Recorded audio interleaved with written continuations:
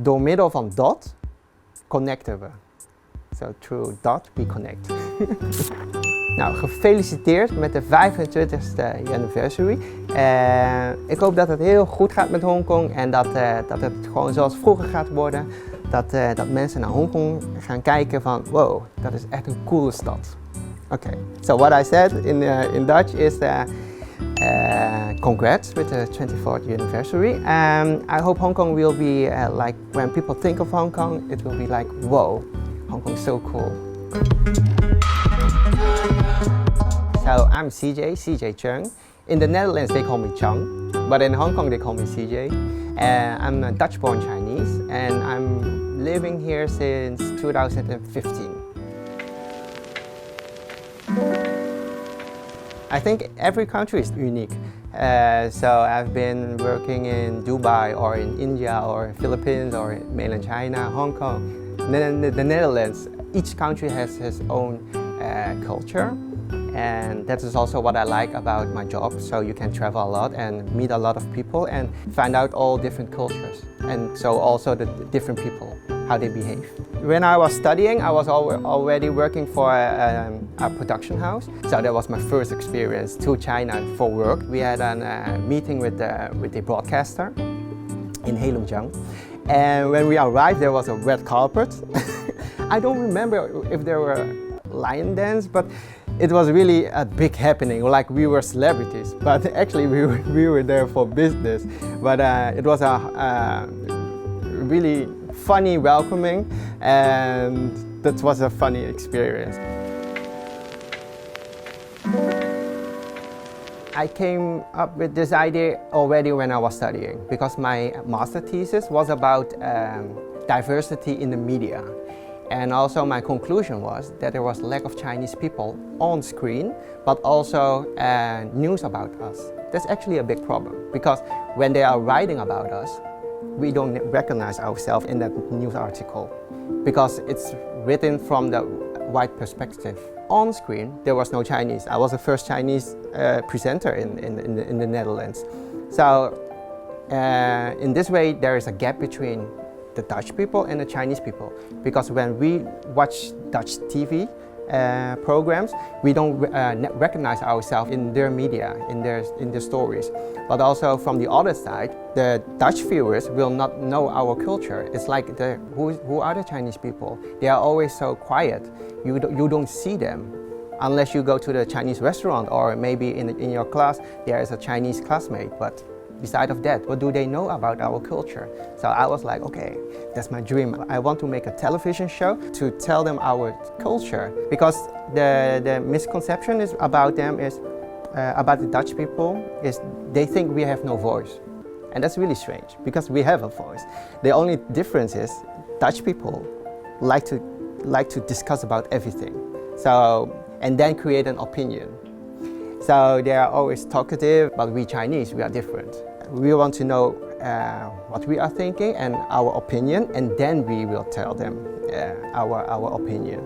So that's a little bit different, and so through this television show, I want to close the gap and let Dutch people know who we are, why are we like this. In this case, I will not really blame them. We can see it, but for them, it's like Chinese people, Korean people, Japanese people, they don't really see the difference, because there's no representation on television, for example, to teach them, okay, Chinese people looks like this, or we behave like this, and Japanese people are different because blah blah blah. So they don't know it. So I don't blame them. At the same time, maybe sometimes I cannot see the difference between a German guy or a Dutch guy. So a lot of times it's about a lack of information and understanding.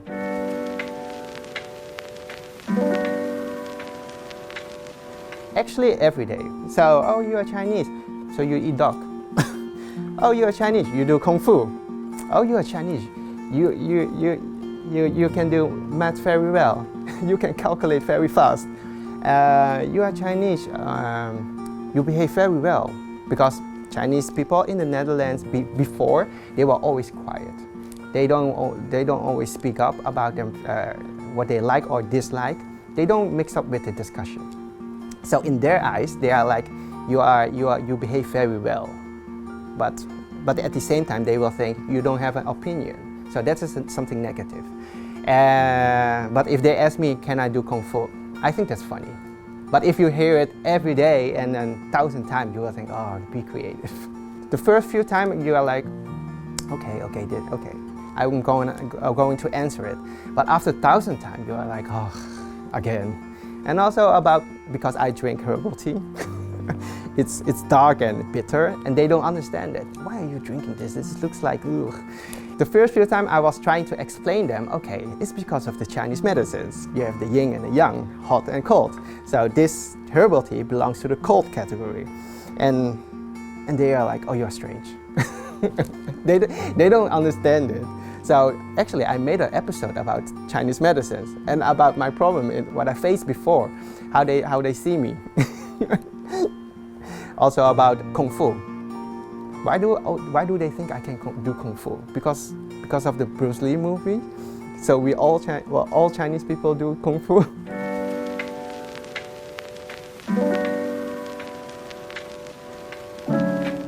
And I think the Netherlands is a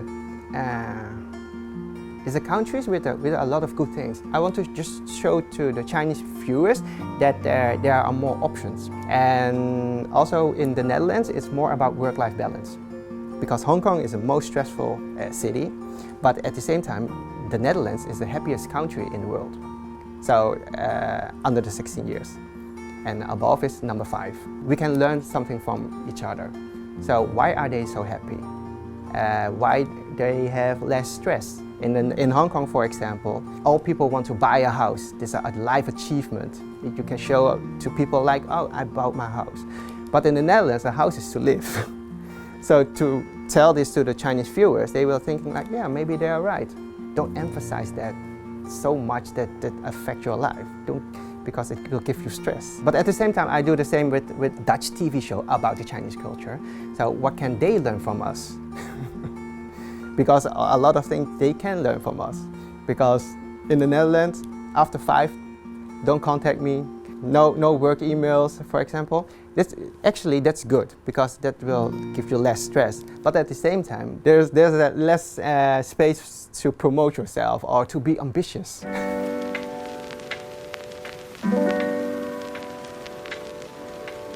Actually, Chinese people are really welcoming there because they behave very well. They don't make troubles. There are different generations of Chinese there. For example, my grandpa was the first generation Chinese there. Actually, from my grandpa and also my mother's generation, they all worked in a restaurant, almost, because they couldn't speak Dutch. And it's really difficult to mingle with the Dutch people because Dutch people are very expressive, like to show emotions, talk. While we Chinese people are quiet. We have to know you better before we speak up. So they had their own restaurants, and my father was working in the kitchen, and a lot of families were like this. But now the new generation, my generation, don't want to work in a restaurant anymore because it's really harmful. It's hard working. It's from 11 to 11, and you have no social life because you are always working. So new generation, they have their own jobs, what they like to do. There are a lot of Chinese students there, and they are really hardworking. They are like, okay, I have to go for the 9 or the 10.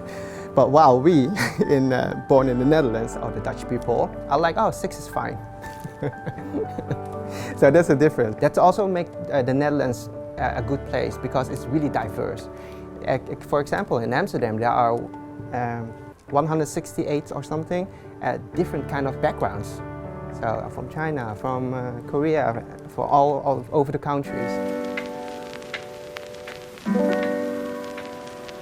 So all places are different in terms of television. In mainland China, it was back in 2014 when I was working there. My experience was that the people there, the crew, they were really ambitious and they work really hard. They really want to reach something. They're to learn. They want to know. They want to create something really good. Hong Kong is less like that. They are just. That's my feeling. So Hong Kong people are more like, okay, I go to work. That's my job, and that's it. It's not really about I want to show the best. I want to create something. Yeah, it's more a job for them. But in mainland China, they were the people were really energetic, and it's more like a team. In Hong Kong, it's more individual, and in the Netherlands, it's also more like a team, but they are more efficient. In the Netherlands, they prepare themselves really well, so it's like, okay, I need this quote, I need this shot, and that's it.